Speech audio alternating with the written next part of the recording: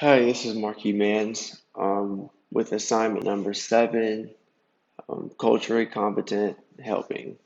So, my objective was to interview someone with a different cultural, ethnic, or religious group that is different than mine. Um, so I interviewed a friend of mine named Moses. Um, he's from around where I'm from, and he goes to ETSU as well. So I interviewed him and asked him a few of the questions that I had, um, and it was really interesting. I really liked doing that.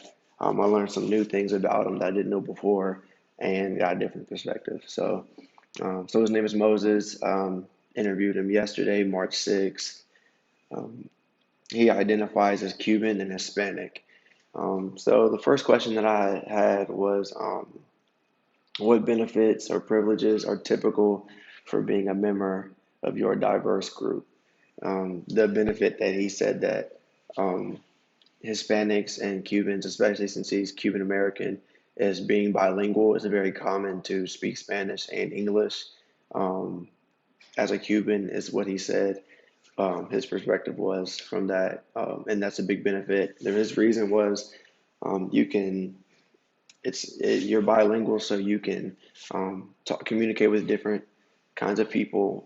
Oftentimes, that can help you with job opportunities, and um, you're just able to communicate with a larger crowd of people, and just being able to speak one language that is very commonly that just Americans speak. So that was one benefit.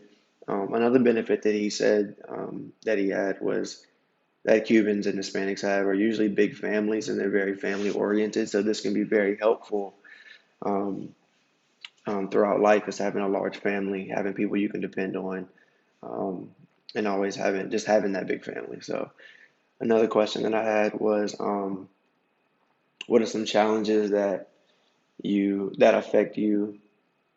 What are some challenges that affect you that are related to your identity? So, what are some challenges that he faces as a Cuban American and Hispanic?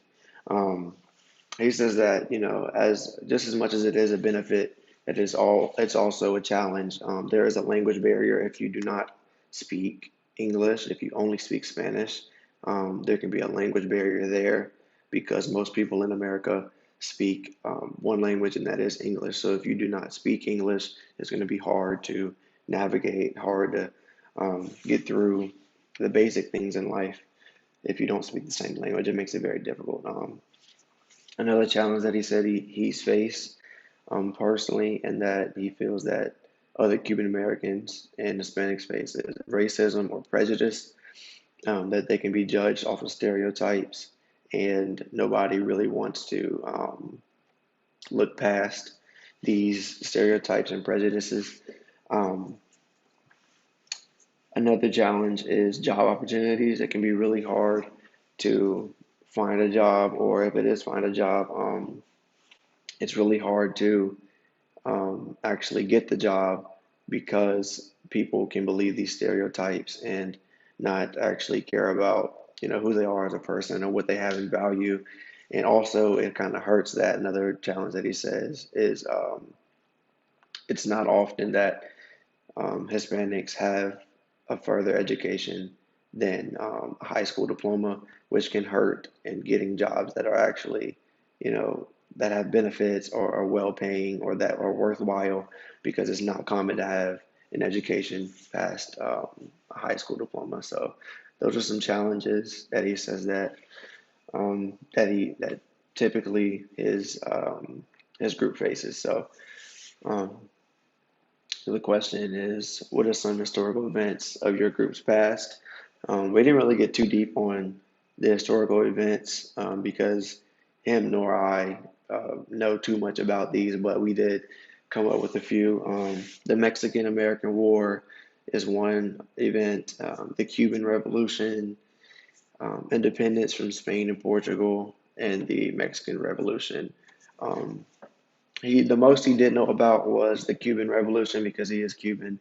Um, but like I said, we didn't go into too much detail, but those were some historical events. Um,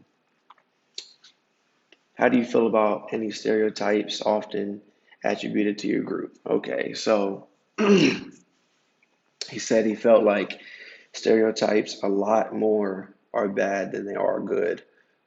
There are a lot more stereotypes that affect him negatively than they do positively, which makes sense. Um, he named quite a few. He named that Hispanics can also be stereotyped, as in they have some type of drug affiliation, as in a lot of people have heard about the war on drugs and things like that. With even though he's not Mexican, part of that, part of the challenges that he faced is not being identified as the correct um, type or kind of Hispanic or Latina descent. He is Cuban, but he can be mistaken for Mexican, and he gets that often. So um, the stereotype of drug affiliations, even though he's not Mexican, as some people relate the Mexicans to the war on drugs and things like that. He gets stereotyped quite a bit because of that. Um, he gets stereotyped because he's gang affiliated. It's very that he is gang affiliated. Um, it's very common to see, especially on movies and TV shows and entertainment things like that. It's um it's glorified and it's really blown up to see that Hispanics are gang affiliated, even though that may not be true. Um, he feels that Hispanics are stereotyped as criminals, as rapists and murderers, some of the worst crimes in the world, that they are a stereotype by this because of, he says it's because of, like television, um, movies, entertainment makes it like this because it makes it really, he says that um, the view that people get about Hispanics is really like glorified and focused as in rapists and murderers and criminals and all these horrible things, even though that isn't true. That not for there's I don't think there's any one group personally that a stereotype will 100% fit the criteria, hence the name stereotype. It's not 100% true, um, and these are more bad than good. And the one that he said he gets the most, um, the stereotype that he feels that are effective the most is that all Hispanics are illegally here, illegally in America, and that all Hispanics are illegal, that they just either cross the border, or that's what his word, cross the border, um, are just here illegally, and illegal immigrants. And he feels that this is a huge stereotype, especially in 2020 with politics and things going into this. He feels like everybody being illegal is a huge stereotype that is very untrue. Not all Hispanics are illegal, just as any other foreign group. So that was the question about stereotypes. I asked him about prejudice. Has he experienced prejudice in the past? How did he react to it? He said that he experienced prejudice because one time he was not hired over his white friends despite being bilingual and had more job experience.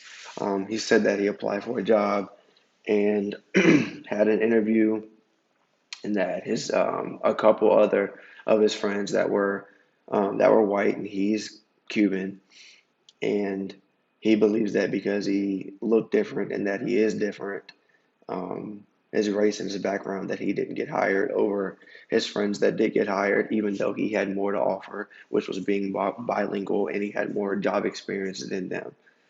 So he felt like that was a form of prejudice. He quickly reacted with anger, and it's something that he feels that he will always have to face. Um, it's sad, but that's how he feels, is that he will always face this type of prejudice because he is different. it will hurt him in job opportunities, which was one of the challenges that he mentioned earlier. Um, so that was the question about prejudice. And the final question is more something for myself is how would I feel as a human service professional in working with people that belong to other diverse groups? I would love working with people of diverse groups. I love learning about other groups. Um, I think learning about diverse groups not only is cool and is fun and interesting, I think it betters me as a person and I can understand their perspective better and I can apply that to my own and I can teach that to others and I can use that and put that in my toolbox for any time that I would need that information or that insight or that perspective of other groups because I feel like we all can learn something from other groups and that not learning things from other groups kind of just locks us in and keeps us inside of this little bubble. And I don't think you can do much in life if you're inside this little bubble. So I think I would love working with people that belong to other diverse groups. Um, so that was the interview.